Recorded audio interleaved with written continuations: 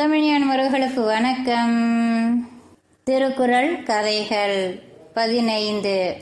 கெடுப்பதும் கெட்டார்க்கு சார்வாய் மற்றாங்கே எடுப்பதும் எல்லாம் மழை ஆவதும் மழையாலே.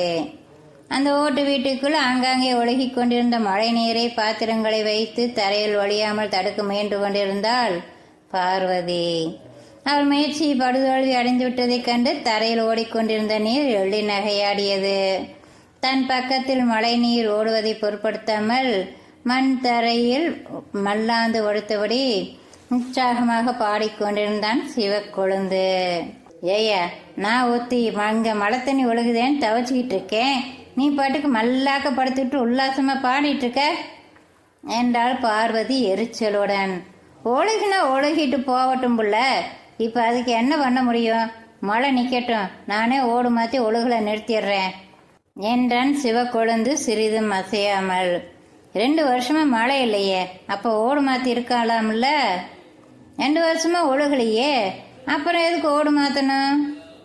பார்வதி தன்னால் வீட்டுக்குள் மழை நீர் ஓடுவதை தடுக்க முடியாது என்று உணர்ந்து கணவனின் தலைமாட்டில் வந்து உட்கார்ந்து கொண்டு வெற்றிலை பையை பிரித்தாள்.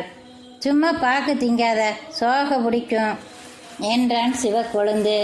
சோக பிடிச்சவங்களுக்கு தான் அடிக்கடி பாக்கு போட தோணுமா? யார் சொன்னது உனக்கு? டிவியில் சொன்னாங்க. டிவியில் இதைத்தான் பார்ப்பியா? வேற எதை பார்க்கணும்? உனக்கு வேணும்னா வயலும் வாழ்வும் பாரு. அந்த நேரத்தில் நான் டிவி பார்க்காம இருக்கேன்.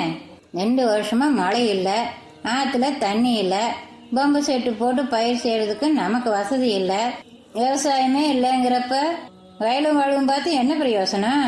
அப்போ நான் மட்டும் வீட்டில் உட்காந்து என்ன செய்யறது? உடம்பை பற்றியும் வியாதிகளை பற்றியும் வர நிகழ்ச்சிகளை கூட பார்க்கக்கூடாதா? சரி சரி, கோச்சிக்காத. நான் மழை பெய்யுதேங்கிற சந்தோஷத்தில் இருக்கேன். வீடு ஒழுகுதேன்னு இப்போ கவலைப்பட வேண்டாம். 2 நாளில் மழை நின்னதும் அதெல்லாம் சரி பண்ணிடலாம். 2 வருஷமா மழை பெய்யாமல் எவ்வளோ கஷ்டப்பட்டோன்னு நினச்சிப்பாரு. எனக்கு தெரியாதா மழை பெய்யாதப்ப எவ்வளோ கஷ்டப்பட்டோன்னு? நம்ம நிலத்துலையும் பயிர் பண்ண முடியல. ஊரில் 4-5 பேர் தான் பம்பு செட்டை ஓட்டி விவசாயம் பண்ணினதுனால மீதி எல்லோரும் கூலி வேலைக்கு வந்துட்டதால கூலி வேலையும் சில நாள் தான் கிடைக்கும்னு ஆகிப்போச்சு. எப்போவுமே வராத அளவுக்கு சாப்பாட்டுக்கே கஷ்டம் வந்து பிள்ளைகளும் நம்மளோட சேர்ந்து பட்டினி கிடக்க வேண்டாமேன்னுட்டு அதுங்களே எங்கள் ஆத்தா வீட்டுக்கு அனுப்பி விட்டுட்டு பிள்ளைங்க முகத்தை பார்த்து மாத கணக்கில் ஆச்சு.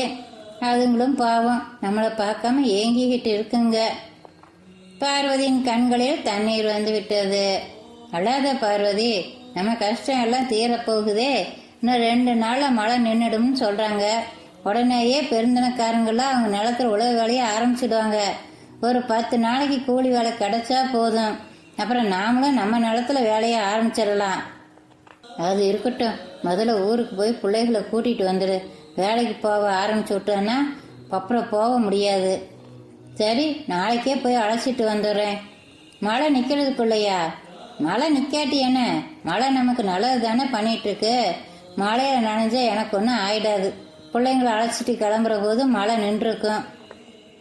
என்ன மழையோ, 2 வருஷமா பெய்யாமல் நம்மளை வாட்டி எடுத்துச்சு. இப்போ நல்லா பேஞ்சு நம்ம வயிற்றுல பாலை வாத்துருக்கு என்று கையெடுத்து கும்பிட்டு மழையை வணங்கினாள் பார்வதி.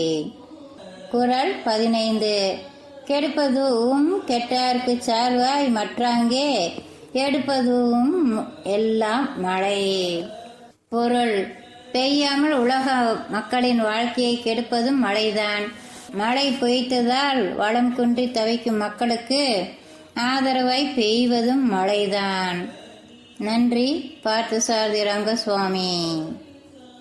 மீண்டும் சந்திப்போம். நன்றி நண்பர்களே.